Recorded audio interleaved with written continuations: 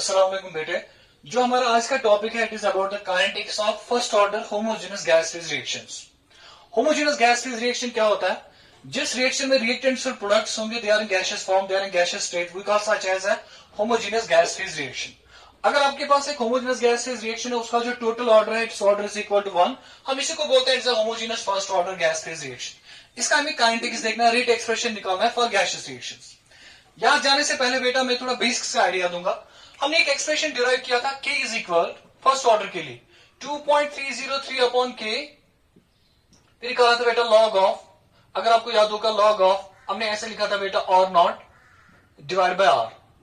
हमने इस इक्वेशन को बोला था it is an integrated rate expression for first order reaction. इस फर्स्ट ऑर्डर रिएक्शन में जो आर नॉट है यहाँ पे इस इक्वेशन में R naught is the initial concentration of reactants, R is the concentration of reactants left after time T.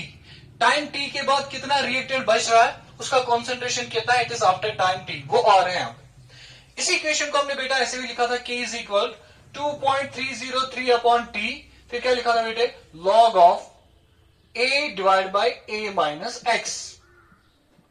a क्या होता है बेटा इसमें initial concentration, a minus x क्या होता है कितना बचा हुआ रिएक्टेंट है, concentration of reactants left after time T. अब बेटा मुझे समझाओ, अब आपको यही सारा एक्सप्रेशन दोबारा देखना है, लेकिन किन इक्वेशंस के लिए बेटा गैसियस फेज रिएक्शंस के लिए। हमें सिर्फ यहां पे सब्स्टिट्यूशन करना है, यहां पे और यहां पे, और कुछ नहीं करना है। अब देखो बेटा हम क्या करेंगे, हम एक गैसियस फेज रिएक्शन लेंगे। फॉर एग्जांपल हमने गैसियस फेज रिएक्शन लिया है, वो हम लेंगे ऐसे x इन गैसियस फॉर्म। बेटा ये मान लो ये कंटेनर है, इस कंटेनर में आप रिएक्शन करवा रहे हैं, this a container where the reaction is taking place. ये जो x है, x इज द रिएक्टेंट, और ये रिएक्टेंट जो है ये कन्वर्ट हो रहा है इनटू y। y जो बन रहा है it is a product, it is formed in gaseous phase, और जो z है z is also a product, it is also formed in gaseous phase. दोनों गैसियस फेज में बन रहा है। अब ये जो x है बेटा, x is in gaseous form. अगर x गैसियस फॉर्म में है, आपको पता है जो प्रेशर ऑफ गैस होता है it is directly proportional to the number of moles of gas. जितना गैस के मोल ज्यादा होंगे उतना उस गैस की वजह से प्रेशर भी ज्यादा होगा। तो यहां पे इनिशियली जो आपने स्टार्ट किया यू स्टार्टेड विद x, इसका मतलब इनिशियली इस कंटेनर का जो प्रेशर होगा, इनिशियली जब कोई प्रोडक्ट नहीं बना होगा, इस कंटेनर का जो प्रेशर होगा वो सिर्फ x की ही वजह से होगा। तो I will take time t is equal to 0। अगर टाइम t 0 है, 0 मीन्स आपने रिएक्शन अभी स्टार्ट नहीं किया है, तब जो इस कंटेनर का टोटल प्रेशर होगा वो सिर्फ x की वजह से होगा। उस प्रेशर को मैं बोलूंगा इनिशियल प्रेशर ऑफ रिएक्टेंट, और वो इनिशियल प्रेशर बेटा मैं रखूंगा बराबर it is equal to P naught. वो जो इनिशियल प्रेशर है किसके बराबर है बेटे, पी नॉट के बराबर। अब बताओ it is initial pressure is equal to P naught, क्या इस टाइम पे y बना होगा, नहीं बना होगा। क्या इस टाइम पे z बना होगा बेटा, नहीं बना होगा z भी। तो y की वजह से प्रेशर, z की वजह से जो प्रेशर होगा that pressure has to be equal to 0 atmosphere. यहां पे जो प्रेशर होगा it will be entirely due to x alone, only reactant alone, product की वजह से अभी प्रेशर नहीं होगा। अब बेटा मुझे बताओ, अगर आप इस रिएक्शन को कुछ टाइम दे रहे हैं, time is equal to T, आपने कुछ टाइम दिया 5-10 मिनट्स व्हाटएवर, अब मुझे बता बेटा क्या इस x के जो मोल्स होंगे वो कन्वर्ट होंगे प्रोडक्ट्स में। ये जो x होगा ये y में कन्वर्ट होगा, ये जो x होगा ये z में कन्वर्ट होगा, which means reactant is getting converted into products. अगर रिएक्टेंट प्रोडक्ट्स में कन्वर्ट हो रहा है, रिएक्टेंट जो प्रोडक्ट्स में कन्वर्ट होगा तो रिएक्टेंट के मोल्स डिक्रीज होंगे। अगर रिएक्टेंट के मोल्स डिक्रीज हो गए तो pressure of the reactants it will also decrease. अब इसके जो मोल्स इसमें कन्वर्ट होंगे तब इसका प्रेशर में कितना डिक्रीज आएगा, उसको मैं रखूंगा बेटा पी नॉट माइनस एक्स। ये x is the decrease in the pressure, P not initially था कितना कम हो गया इसमें से दैट इज x, अब बचा कितना P naught minus x. P naught minus is the pressure of the reactants after time T, reactant का pressure. अब बेटा इसका कितना प्रेशर बना होगा, जितना इसका डिक्रीज होगा उतना ही तो इसका भी बनेगा। अगर ये 1 मोल खत्म हो गया भी 1 मोल बन रहा है, अगर ये 2 मोल खत्म हो गया भी 2 मोल बन रहा है। अब इसके जितने खत्म होने से प्रेशर कितना डिक्रीज हो रहा है x, तो इसका तो बढ़ना चाहे x, तो ये भी x और ये भी x। बेटा अगर ये 1 मोल खत्म हो गया 1 मोल बनेगा, ये भी 1 मोल बनेगा। अगर ये 1 मोल बन रहा है ये भी 1 मोल बन रहा है, इसके 1 मोल का प्रेशर अगर x है, इसके 1 मोल का भी प्रेशर होगा x, क्योंकि दोनों गैसेस फॉर्म में pressure will depend upon the number of particles not on the nature of the particles. अब बेटा आप मुझे बताओ, तो P naught minus x, x तो एक्स के बराबर। अब बेटा आप मुझे समझाओ, अगर मैं देखूंगा at time T is equal to 0, जब टाइम टी 0 है pressure is entirely due to X, लेकिन जब टाइम टी आएगा at time T the pressure in the system would be because of X, it would be because of Y, it would be because of Z. I would say it will be because of all the three species present in the container. Container में तीनों species है, x भी present है, Y भी present है, Z भी present है. तब जो इस कंटेनर का प्रेशर होगा according to Dalton's law of partial pressure, वो एक्स की वजह से भी होगा, इस रिएक्टेंट की वजह से, वो वाई की भी वजह से होगा, वाई प्रोडक्ट की वजह से, वो जेड की वजह से भी होगा. So I will write the total pressure after time T. वो जो टोटल प्रेशर होगा वो कितना होगा? I will write total pressure at time T. बेटा टाइम टी पे टोटल प्रेशर कितना होगा उसको मैं लिखूंगा बेटा पीटी. वो पीटी किसके बराबर होगा? इसका प्रेशर, एक्स का प्रेशर कितना है? P naught minus x. So I will right P naught minus x plus लिखेंगे बेटा इसका प्रेशर कितना है? एक्स, इसका एक्स लिखेंगे, और इसका प्रेशर कितना है? वो भी है एक्स, उसका एक्स लिखेंगे. So can we write PT it is equal, बताओ बेटा, पी नॉट, ये माइनस एक्स और ये plus X cancel, it is P naught plus X. अब बताओ बेटे what is this value equal to? X का वैल्यू किसके बराबर आएगा? x is equal to it is pt minus p naught. तो x का वैल्यू आ गया pt minus p naught. अगर इक्वेशन इसके हिसाब से हो रहा है तो x is equal to pt minus p naught. अब बेटा मुझे बताओ, मैंने पहले बोला हम कौन से रिएक्शंस पढ़ रहे हैं बेटा? Gas phase reactions. अब गैस फेज रिएक्शंस के लिए जो रेट इक्वेशन होगा ये कैसे हम लिखते हैं? We write for gas phase reactions k is equal 2.303 upon t log of. देखो बेटा यहां पे हम क्या लिखते हैं? Initial concentration. यहां पे हम लिखते हैं बेटा initial pressure, it is P naught divide by, यहां पे लिखते हैं कॉन्सेंट्रेशन आफ्टर टाइम टी, यहां पे लिखते हैं pressure of the reactant after time T. Total pressure नहीं, pressure of the reactant after time T. उस pressure of the reactant after time T को मैं पी से लिख रहा हूं. P is the pressure of reactant after time T. और यहां पे जो पीटी है it is the total pressure of the system at time T. उसमें एक्स भी आएगा, उसमें वाई भी आएगा, उसमें जेड भी आएगा. तो अब बेटा बताओ, तो क्या मैं इसको ऐसे लिख सकता हूं? k is equal 2.303 upon T. What should we write here? Log of, यहां पे लिखेंगे बेटा पी नॉट डिवाइड बाई. अब जो प्रेशर ऑफ रिएक्टेंट है आफ्टर टाइम टी, रिएक्टेंट का कितना प्रेशर है बेटे? P naught minus x. अब ये तो प्रोडक्ट का, ये भी प्रोडक्ट का, लेकिन ये कितना है रिएक्टेंट का? It is P naught minus x. तो मैं यहां पे लिखूंगा बेटा पी नॉट माइनस एक्स. लिखा हमने बेटा पी नॉट माइनस एक्स. अब इस पूरी इक्वेशन में बताओ बेटा हमें किसका वैल्यू पता है? एक्स का वैल्यू पता है, किसके बराबर है? PT minus P naught. So we will substitute this X value in this equation. हम क्या लिखेंगे बेटा? k is equal 2.303 upon T, बताइए बेटा log of, we write P naught divide by P naught minus, बताओ बेटा एक्स किसके बराबर है? PT minus P naught, PT minus P naught, pt minus p naught. So you write k is equal 2.303 upon t. बेटा बताओ आप log of, we write p naught divide by, this is p naught, ये minus और minus, p naught, ये minus pt, बताओ बेटा minus and minus plus p naught. तो हम क्या लिखेंगे बेटा? k is equal 2.303 upon t. क्या लिखेंगे बेटा? log of, we write p naught divide by, p naught और p naught सम होगा, it is twice p naught,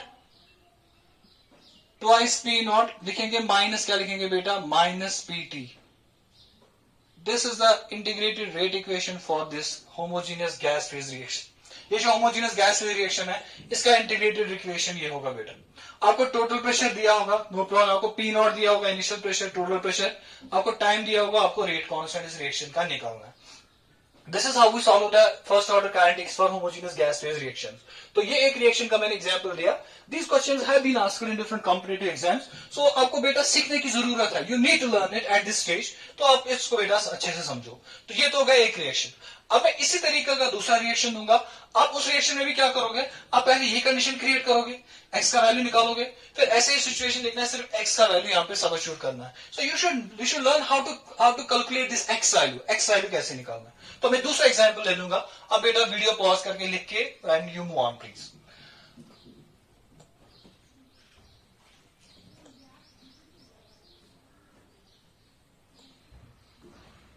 देखो बेटा मैं दूसरा एग्जांपल लूंगा इसका.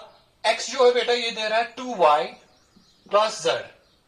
x is in gaseous phase, y भी गैशियस फेज में बन रहा है, z भी गैशियस फेज में बन रहा है. बेटा इस इक्वेशन को समझो. ये इक्वेशन मान लो इट्स बैलेंसर केमिकल इक्वेशन. तब इसका स्टोइकोमेट्रिक कोएफिशिएंट 1 है, इसका भी स्टोइकोमेट्रिक कोएफिशिएंट 1 है और यहाँ पे 2 है. इसका मतलब ये बेटे अगर x 1 मोल खत्म हो रहा है तब जो y बन रहा है 2 मोल्स ऑफ 1 है, y are formed. And 1 mole of Z is form. अगर ये 1 मोल खत्म हो गए, 2 मोल्स ऑफ एक्स वाई बनेंगे यहाँ पे और ये बनेंगे 1 mole of Z। This is the stoichiometry. अब देखो बेटा क्या है, मैं टाइम लूंगा, time is equal to 0। Time 0 पे जो प्रेशर होगा वो सिर्फ रिएक्टेंट की वजह से होगा, that initial pressure is P naught. अब इसकी वजह से कितना प्रेशर होगा when time t is equal to 0? Time t का 0 का मतलब क्या बेटे, reaction has not started yet. तो तब जो टाइम, इसकी वजह से टाइम t 0 पे प्रेशर होगा, दैट प्रेशर वुड बी 0। इसका भी जो प्रेशर होगा, that pressure would be equal to 0। अब बेटा आप क्या कर रहे हैं, आप रिएक्शन को कुछ टाइम दे रहे हैं, सम टाइम t। अब बताओ बेटे, क्या इसका प्रेशर रिएक्टेंट का डिक्रीज होगा, इंक्रीज? डिक्रीज होगा। अब कितना इसमें से डिक्रीज हो रहा, मैं इसको लिखूंगा बेटा P नॉट माइनस एक्स, जैसे हमने पहले केस में किया हुआ। It is P not minus x. अब बताओ बेटा, अगर इसका 1 मोल खत्म हो गया, ये कितना बन रहा है? ये तो 1 मोल ही बन रहा है। अब मतलब बेटा इसका 1 मोल खत्म हो रहा है, 1 मोल खत्म होने से इसका प्रेशर कितना डिक्रीज हो रहा है? एक्स इसमें डिक्रीज हो रहा है। तब ये अगर 1 मोल खत्म हो गया, ये भी बनेगा 1 मोल। तब बताओ बेटा इसका प्रेशर कितना बढ़ना चाहिए? एक्स ही।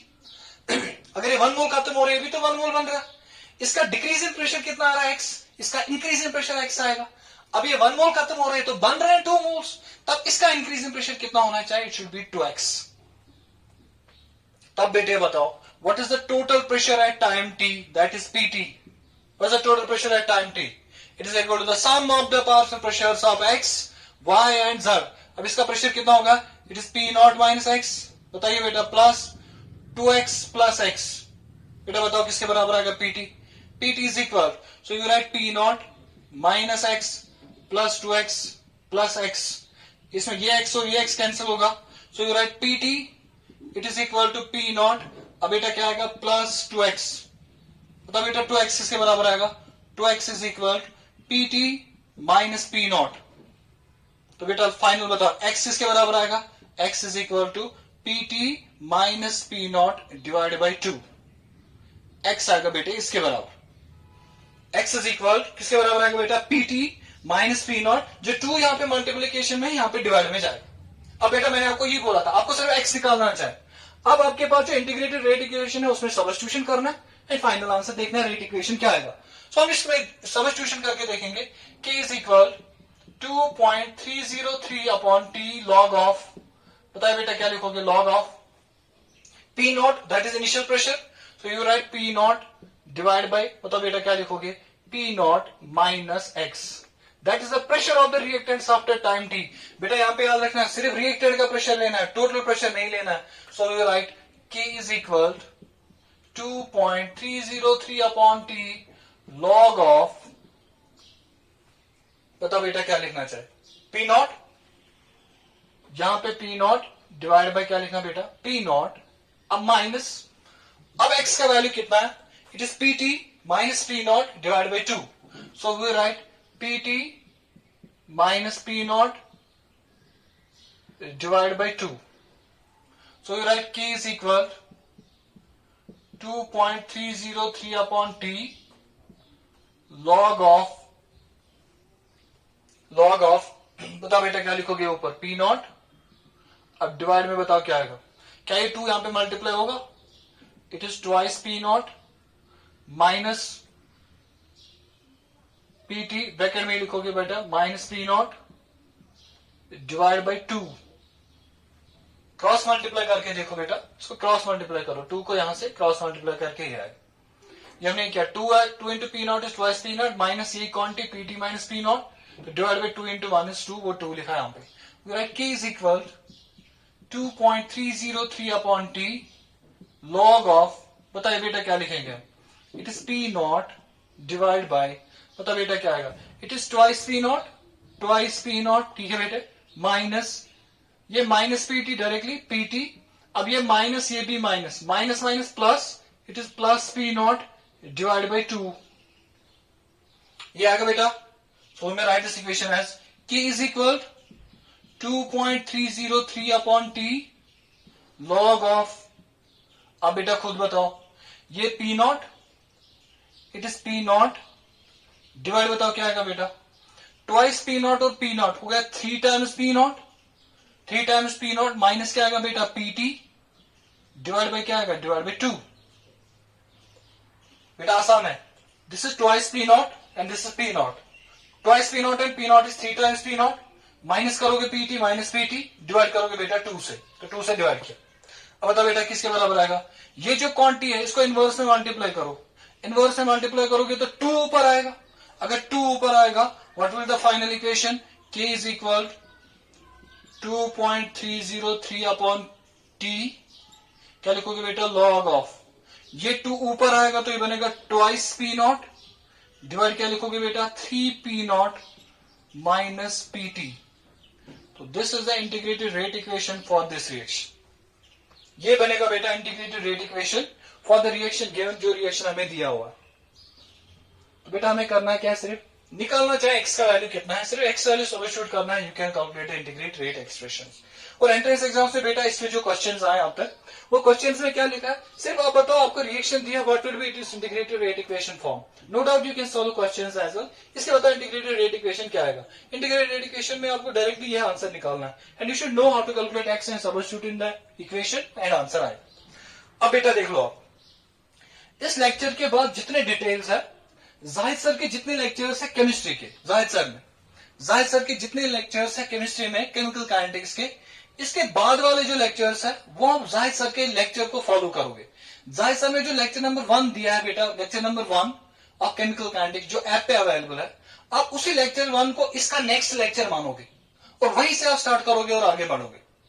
बेटा बात समझ में आई, जो लेक्चर नंबर 1 जाहिद सर का दिया है वो इसके बाद नेक्स्ट लेक्चर है, उसको नेक्स्ट लेक्चर मान के आप चैप्टर को बेटा आगे बढ़ाओ। सारे वीडियोस अवेलेबल है, आप सारे वीडियोस चेक कर लेना, वहां से सारे वीडियोस अवेलेबल है।